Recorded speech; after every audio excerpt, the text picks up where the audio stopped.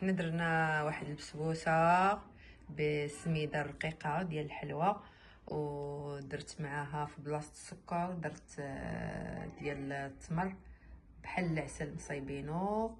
هذا كنطيبوه بالماء، كنديروه بالماء ديالو غير لحد القد، يعني ما كنقووش الماء حتى يشرب، ومن بعد نشدوه نصفوه بزيف حياتي او زيف ابيض، نصفوه وعاد نردوه للبوطه حتى كيتعسل، كيعود بحال مثلا شي اغوم ولا شي كوفيتير ولا شي حاجه، ولكن شكله خطير وصحي. ديال التمر هو اللي كيعطي هذا الكولور اللي كيبان لك في سميتو في الحرشه.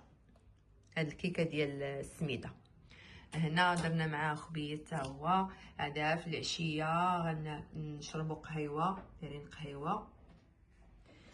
قهيوه ودرنا مع هاد البيضات، وشاركنا معكم هاد الخبز حتى هو ديال القمح، هذا حتى هو زوين، هذا ديال الفران كنعجنوه كومبلي. هذا ما كاينش الفورس هذا هنا، غير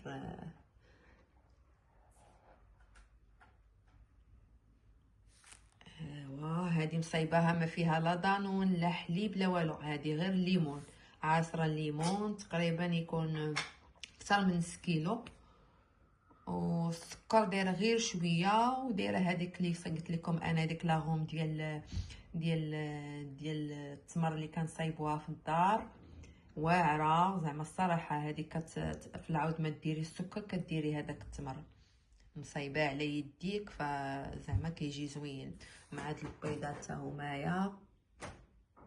ايوا ومرحبا بكم ما كرهناكمش تاكلوا معنا نتوما هاد الكيكه، وما نقولش لكم شكلها راه كيجي واعر واعر واعر واعر وطيبه على خاطرها. شوفوا الكولور، مازال الكاميرا ما كتعطيش الكولور اللي ديالها، شوف كي دايره.